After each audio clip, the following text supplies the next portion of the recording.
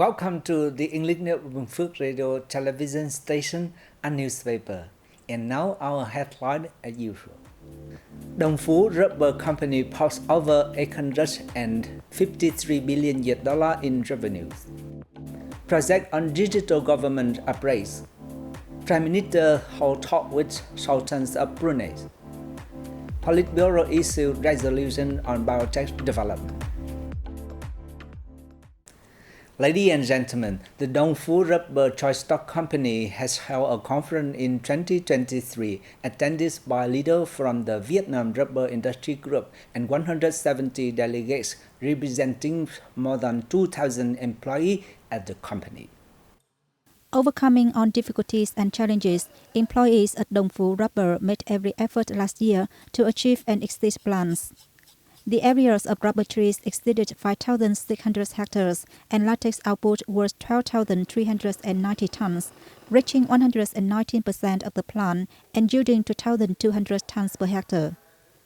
2022 was the seventh consecutive year the company has achieved a yield of over 2 tons per hectare, posting total revenues of 853.99 billion Vietnam dong, net profit of over 203 billion Vietnam dong, average monthly worker incomes of 11.2 million Vietnam dong. It focused on the activities of its subsidiaries and the material and spiritual lives of its employees and continues cultural and sporting activities. Bình Phước Province has held a meeting to appraise a project providing equipment, software, and database for digital government and small locality in the province in the 2022-2025 period. The project received investment from the Provincial Department of Information and Communications and aims to synchronously apply information technology, upgrade technical infrastructure, and build a smart operations center to enhance the abilities to connect, integrate, and share data. It also targets building e-government with modern administration, ensuring quality, effectiveness, efficiencies, and transparency, providing better public services, and improving the province's digital transformation index ranking. Ms. Trần Tuyết Minh, Vice Chairwoman of the Provincial People's Committee, said the project is now eligible for approval. She assigned the Department of Planning and Investment to coordinate with the Department of Information and Communications to complete the report to take subsequent steps under regulations and request a written response to the Ministries of Information and Communications. Along with policy to support businesses to restore production post-COVID-19, Hưng Quảng District is also actively implementing solutions to help local businesses and cooperatives recover operation and business activity. With timely attention from district authorities, many local enterprises and cooperatives in the cultivation and processing of agricultural products are quickly boosting their activities. A project of the Union Trading Company growing South American bananas in Tân Hưng Commune on a total area of 125 hectares received substantial orders at the beginning of the year.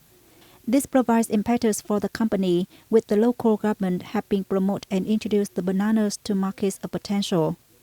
There are currently some 300 enterprises in Hưng Quảng District, primarily in agriculture, construction, goods processing, agricultural product processing, and wholesale and retail. They faced many difficulties during the pandemic, especially in regards to markets and workforce.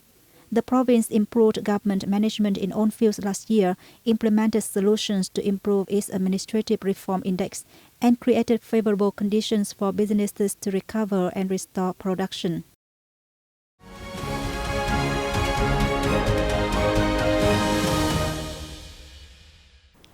Ladies and gentlemen, Prime Minister Phạm Minh Chính held talk with Sultans of Brunei Hassana Bolkiah right after meeting with members of the House of Bolkiahs in Bandar Seri Begawan capital on February the 11th. Prime Minister Phạm Minh Chính held talks with Sultans of Brunei Hassana Bolkiah in Bandar Seri Begawan capital on February 11th morning. Welcoming Prime Minister Chính, Sultans Bolkiah affirmed that Brunei always treasures and wishes to keep developing its partnerships with Vietnam, especially in economy, trade, investment, education, and agriculture. Prime Minister Chính, for his part, underlined Vietnam's consistent policies of valuing the development of comprehensive partnership with Brunei. Both speakers spoke highly of the effective development of bilateral comprehensive partnerships in various areas. In particular, two-way trade soared by 134% to reach $725 million last year. In the near future, both sides will continue facilitating on-level visits and effectively implement the ministerial-level bilateral cooperation committee and important cooperation agreements. On regional and global issues, they reaffirmed the importance of peace, stability, safety, security, and freedom of navigation in the East Sea. Jointly maintained ASEAN's solidarities and common stand on the East Sea issue and strive for progress in negotiating a Code of Conduct in the East Sea, COC. Concluding the talks, the leaders witnessed the signing and exchange of the action plan on the implementations of Vietnam-Brunei's comprehensive partnership for the 2023-2027 period and a diplomatic note on visas waiver for diplomatic and official passport holders between Vietnam and Brunei. On the same day, Prime Minister Phạm Minh Chính held a roundtable discussions with Brunei's energies and oil and gas enterprises in Bandar Seri Begawan capital. Delegates discussed and proposed new business ideas and opportunities to lift bilateral economic trade and investment ties, especially in energies and oil and gas. Prime Minister Chính committed all possible support for Brunei's firms to do business effectively and sustainably in Vietnam. He suggested both nations focus on promoting emerging economic fields such as green, digital, circular, and knowledge-based economies and innovation, diversifying markets, products, and supply chains. Chính asked for measures to step up collaboration in energy, chemicals, and halal food for Islamic people. Before concluding his official visits to Brunei, Prime Minister Phạm Minh Chính received Dato Seri Seta, Dr. Awang Haziz Mod Amin Leo Abdullah, Minister at the Prime Minister's Office and Second Minister of Finance and Economies of Brunei. Prime Minister Chính asked the Minister and Government of Brunei to create favorable conditions for Vietnamese goods to access the country's market, especially agricultural and aquatic products which meet halal standards.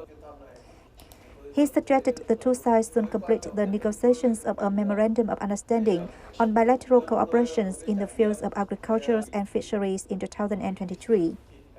In addition, cooperations in new fields such as digital economy, digital transformation, green economy, circular economy should also be promoted, the Vietnamese leader said.